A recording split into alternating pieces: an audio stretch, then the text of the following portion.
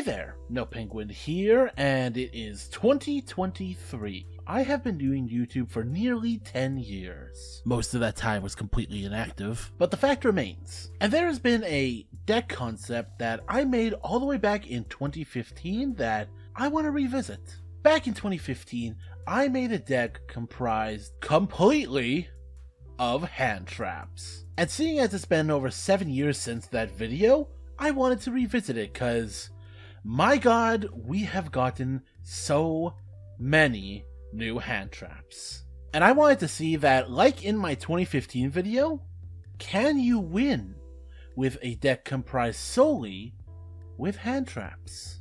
Come with me as I show you Hand Trap the Deck. Yes, what you were seeing before you is a deck comprised of 40 hand traps in total. During the 2015 video, there simply wasn't enough good hand traps to fully fill a deck. So I still had a few staples keeping it all together, but today we are going full hand trap and we are going to win. There's not much else to say about this, but let's get into our hand traps. Starting us off with the most debatable hand trap, we have Orochi. Now this card can special summon itself from his graveyard or hand as a quick effect by banishing the top 8 cards of your deck face down. It activates in the hand, it gets me an advantage, it is a hand trap, and I don't care what you say. Also, I can banish the top 3 cards of my extra deck to target a card on your field and destroy it, but that's not important. Then we have the Bestials. We have double Druid Swarm, triple Magnamon, and 1 Saronir. These are just absolutely amazing, and playing all the names just feels right. Now for the ancestor of Bestials, we have the OG DD Crow. Because what's better than having 3 DD Crows in your deck? Having 4. Next we have Dimension Shifter. This is really good against certain matchups, but important to note there are cards in the deck that cannot activate if the cards are going to be banished in the graveyard, so this will shut off some of your plays, but you can completely shut off certain opponents' plays. Triple Skullmeister to negate effects, and what I think is the poster child of hand traps in general, Ash Blossom and Joyous Spring.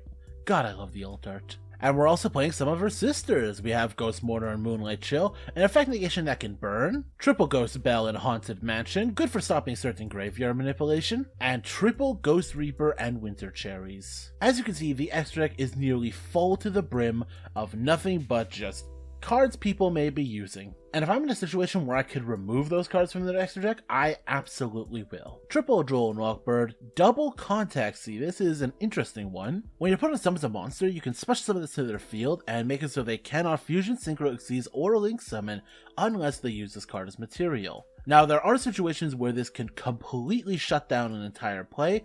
Off the top of my head, Kashtiras have literally no way to exceed or get rid of this if I put this on their field, but it's a little niche, so I decided to play it at 2. Triple Effect Veiler, the OG competitive hand trap, and its improvement, Infinite Impermanence. Once again, the extra deck is just a bunch of nonsense I want to get rid of. Now, before we get any further, I'm sure many of you are asking, Nopenguin, what's the actual win con here?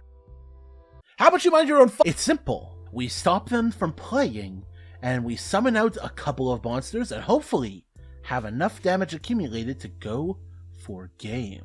Hopefully. Well, with that, let's head into the replays. Our first replay is up against Naturia. They get to go first, but I have the Ash Blossom in hand. I negate their Camilla, and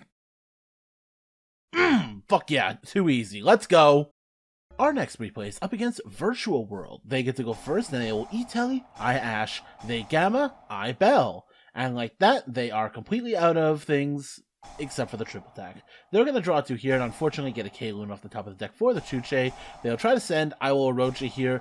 Did you know Gamma wasn't a once per turn? Yeah, because I negated it and it didn't destroy, he was able to stop my Orochi. I am able to stop his graveyard effect, but he does have a face of Virtual World, so he's going to be able to summon and just go into his rank 6. From here, I decide I'm going to go Orochi. They will activate the effect, stealing my Orochi, summoning it to their field, which is a big body. I will go ahead, Ghost Mortar it, and concede. Our final replay is up against Sprite Mr. Rune. They get to go first, and they'll special summon from the extra deck to go ahead and search. I will negate that search here, unfortunately for them, but they have the Sprite Blue in hand, and I have the Amphib to answer that. From here, they're just going to activate Starter. I have the Ash Blossom. Things are looking absolutely fantastic. They will sprint. I will Sarnier, just getting a thing on the field, really. They're going to send the Angler. Angler is going to send out a couple of Beavers. From there, they're going to go into the Gigantic Sprite. They're going to go ahead and special summon the Frog. Frog is going to send another Frog. Then they're going to go into Elf. Elf is going to bring back the Frog. And they are actually going to Link Summon into Masquerade. Interesting. Well, from here, they're going to try to summon from the graveyard. I'll stop that with the bell, but they will chain to go into Aver Max, which is very not good, as I really don't have a way to answer that. I will just pass turn.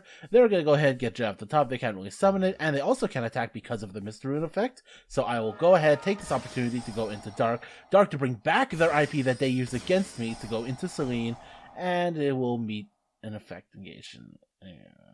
They'll end turn, and things are not looking good for me. From here, they're going to normal red, special Jet. Jet will go ahead and grab them their starter. Starter will activate to bring back out Blue. Blue will go ahead and add themselves another Sprite, Carrot this time. Carrot will special summon. They'll go into Gigantic. Gigantic go ahead and bring from the deck Pixels. And they're going to go ahead, and again, they can't do anything right now, so they will just leave it as is, and I will surrender. Let's just chalk it up to bad luck. Okay, so as much as so many new, amazing, super powerful hand traps that have been released over the last 7 years, the power level of the decks has gone even further beyond that. In terms of win con, there are basically none. Summoning out an Orochi and a Bestial is not enough to go for a game, nor enough to really bring a board that your opponent can't break. And after the initial turn, you really don't have a lot of hand traps left in hand, as the deck doesn't have any form of regaining advantage. It's just hoping that the one hand trap that you have in your hand, or whatever combination thereof, is enough to stop your opponent. Frankly, the best win con is to just annoy your opponent enough that they will concede the game. And you know what? We take those. And who knows? Maybe I just had the wrong combination of cards in my deck. Maybe if I tweak the hand traps that I use with what you see here in the side and get the correct combination, we could do this. Maybe this is just me being bad at deck building. Maybe this is a real strategy that just needs a bit of time. So I will see you in 7 more years, where I will try the strategy once again, and this time I will be a god. But with that, that's the end of the video. Like if you like, subscribe if you want to see more. I am Nopenguin. Look at my Ash Blossom alt art.